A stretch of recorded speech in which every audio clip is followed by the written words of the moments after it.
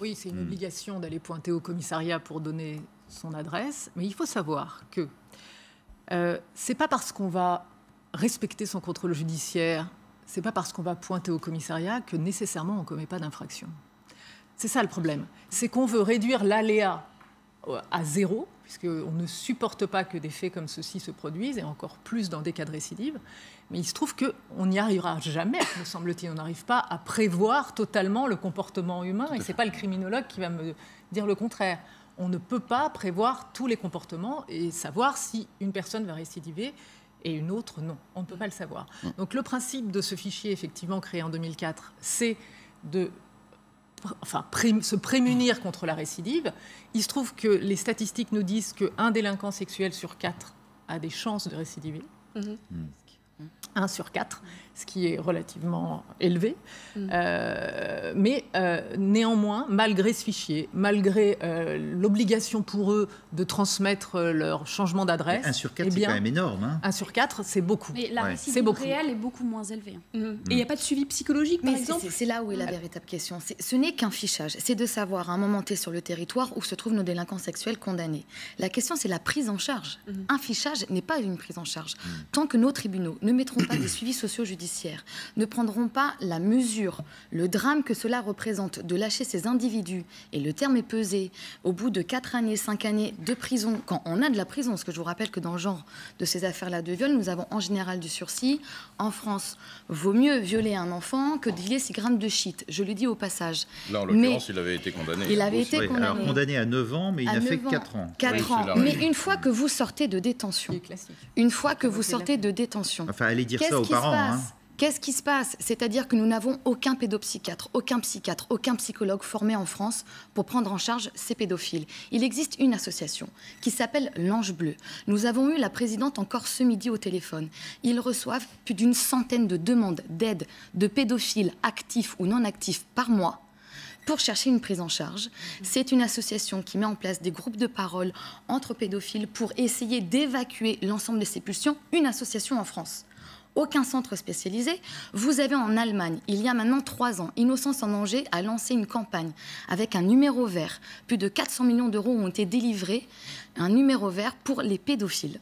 Pour dire, là, je suis dans une pulsion, comment je fais, comment je la contrôle. En France, nous n'avons pas pu mettre ça en place. Et ça, c'est quoi? C'est un problème financier? C'est un problème de volonté politique? C'est un problème de volonté politique. Et aujourd'hui, il faut que nous arrêtons de dire que c'est une fatalité, que nous ne pouvons pas prévoir quand ils vont récidiver. Là n'est pas la question. La question est de se dire que ça existe bien plus que nous l'imaginons, et qu'il va falloir trouver des moyens et surtout la volonté de les prendre en charge. Laurent Montet?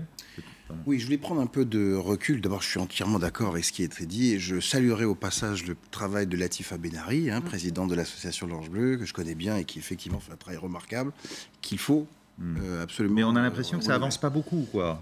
Comme ça a été dit, elle est la seule. C'est-à-dire qu'il y a une association au plan national qui fonctionne comme elle fonctionne, c'est-à-dire dans l'identification et la prise en charge des pédophiles qui viennent à elle. Il faut bien comprendre ça, c'est-à-dire que c'est pas... Vous voyez, c'est pas l'institution judiciaire qui met des pédophiles pour la prise en charge. Ils viennent à elle pour essayer justement d'améliorer. Rien que ça, c'est très insuffisant parce que nous sommes entièrement d'accord. Alors justement, que tous les pédophiles vont aller évidemment dans cette association. Alors, je vais juste prendre un peu de recul, si vous voulez bien. C'est d'un point de vue strictement juridique, il y a quand même 2 pôles à respecter. C'est-à-dire, il y a la réinsertion d'un côté, n'importe qui ayant été condamné, le droit à la prescription, le droit à l'oubli, le droit à refaire sa vie. Il a été dit 1 cas sur 4 recommence en gros. Ça fait quand même 3 cas sur 4 qui ne recommencent pas. Donc peut-on aussi dire au passage que la réinsertion est aussi un vecteur de prévention criminelle? Première chose. Deuxième chose, c'est le fait que dans le quart qui reste, il y a un problème d'identification, effectivement, de la dangerosité. C'est-à-dire sur quels critères diagnostiques allons-nous poser le risque probable ou plus probable de récidive? Y a-t-il des signes scientifiques ou techniques annonciateurs? Y a-t-il une prise en charge? Par des psychiatres, Il y en a, mais effectivement insuffisamment. Et puis surtout, y a-t-il des vrais spécialistes qui viennent cibler ces critères diagnostiques pour eh bien, serrer ceux qui sont, disons, traitables, ceux qui sont avec une prise en charge médicamenteuse, ceux qui vraiment ont un tel fantasme, une telle fixation dans leur esprit à réaliser leur plaisir aux jouissances pédophiliques, par exemple, que là, il faut effectivement trouver des moyens adaptés. C'est là où on est d'accord. Moi, ce que je constate, si vous voulez, c'est quand cet homme sort en 2000 de prison après avoir purgé une peine de 5 ans, enfin de 4 ans et demi, a priori.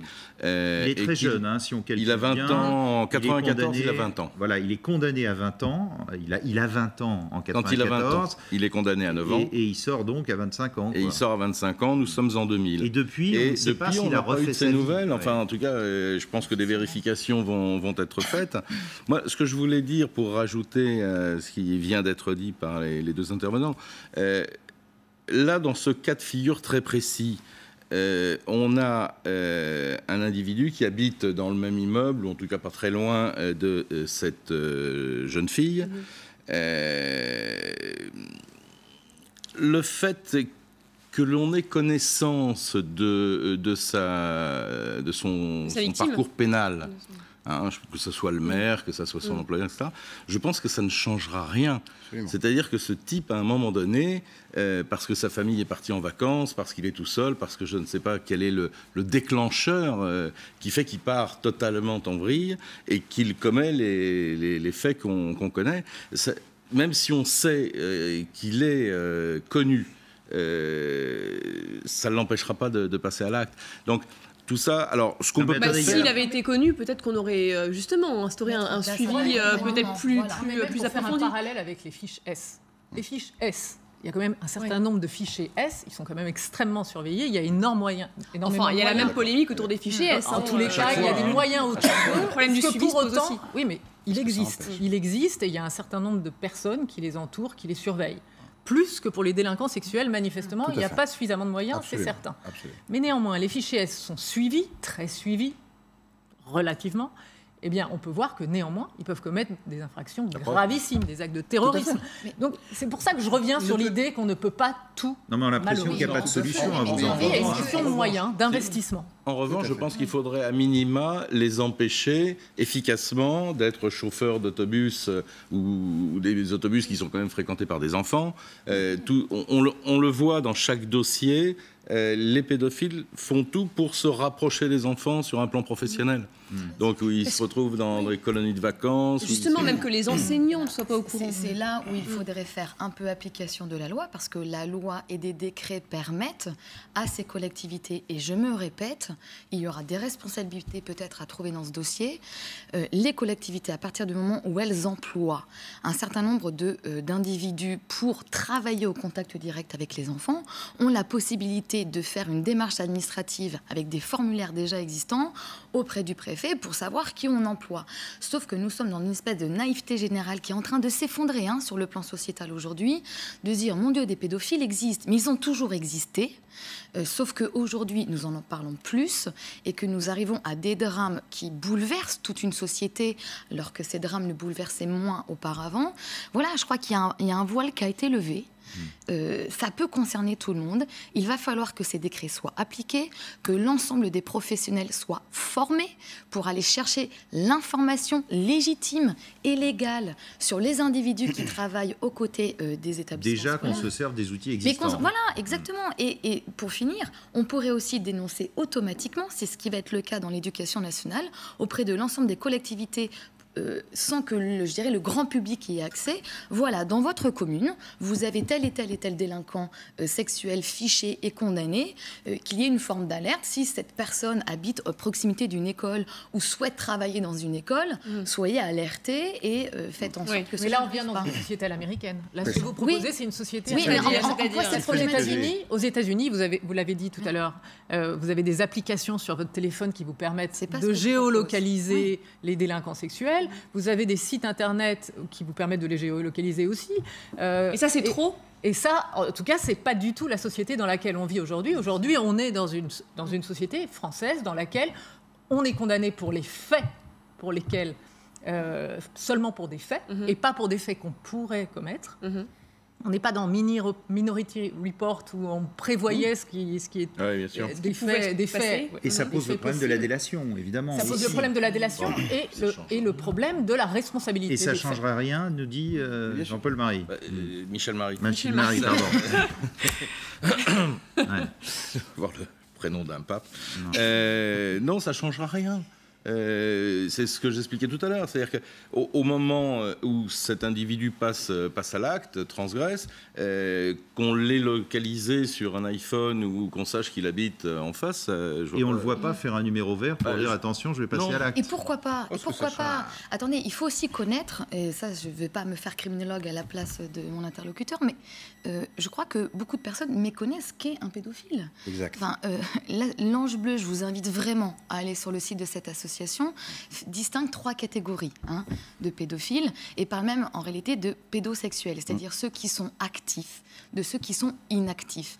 Et une fois que nous rentrons dans cette catégorie de pédophiles sexuellement actifs avec une notion de violence, de séduction, enfin, c'est très bien expliqué. Nous savons que dès lors que nous sommes dans cette catégorie-là, ça va réitérer, ça va récidiver. Il ne s'agit pas de traiter cette espèce d'enveloppe globale et de se dire ça nous importe peu. Il faut savoir de quoi on parle. J'aimerais... Attendez, on va peut-être aussi continuer à avoir des images justement sur ce profil du tueur pour essayer de le connaître un peu mieux, avec ce sujet de Patrick Ninine et Georges Brenier. L'homme arrêté la nuit dernière est père de 2 enfants. L'aîné a 13 ans, le même âge qu'Angélique. La famille, discrète, vivait depuis 3 ans dans cette maison. C'était une famille avec des enfants, mais ce n'est pas des gens qu'on fréquentait, qu'on connaissait, quoi. Pourtant, il était connu des services de police. 45 ans, condamné en 1996 pour un viol commis sous la menace d'une arme, avec attentat à la pudeur aggravé et vol avec violence. Il était inscrit au fichier des délinquants sexuels depuis 2005. Pour les voisins, il semblait inoffensif. Il était gentil, il nous disait bonjour, il était là-bas dans le parc. Je ne comprends pas pourquoi il a fait ça, je comprends pas. En 1994, à la Madeleine, à une vingtaine de kilomètres de là, il avait violé une mineure. Condamné à 9 ans de prison, il aurait dû sortir en 2003, mais sera libéré en 2000 à la faveur d'une remise de peine. Mais ce qui choque aujourd'hui dans la commune, c'est pourquoi personne n'était au courant de cette condamnation. Avoir un voisin qui a déjà été condamné et compagnie et que personne n'est au courant, les parents, vous comprenez très bien qu'ils ont du mal à le comprendre et à l'accepter. Depuis sa sortie, il n'avait plus fait parler de lui et travaillait à Waterloo, à la société de transport lilloise. Ce soir, sa garde à vue se poursuit dans les locaux de la PJ de Lille. L'autopsie du corps d'Angélique sera effectuée demain. Tiffaine Pieuget, sur ce profil du tueur, on a d'autres infos au moment où nous parlons aussi? Eh bien, sur ce profil, oui, ce que l'on voyait, c'est qu'il a donc 45 ans, il était père de famille, et c'est ce qui peut évidemment choquer ce soir. On sait que sa femme et ses 2 enfants étaient partis en vacances pendant cette semaine, et donc on peut imaginer que peut-être il a profité de ce moment pour passer à l'acte. On le disait, donc condamné en 96 pour viol sur mineur, à 9 ans de prison, et relâché en 2000 après 4 ans. Ça, c'est normal, on va dire. En fait, c'est classique. Même si vous comprenez que ça peut choquer l'opinion. Bien sûr, qui ici ne comprendrait pas que ça... Évidemment, ça choque l'opinion.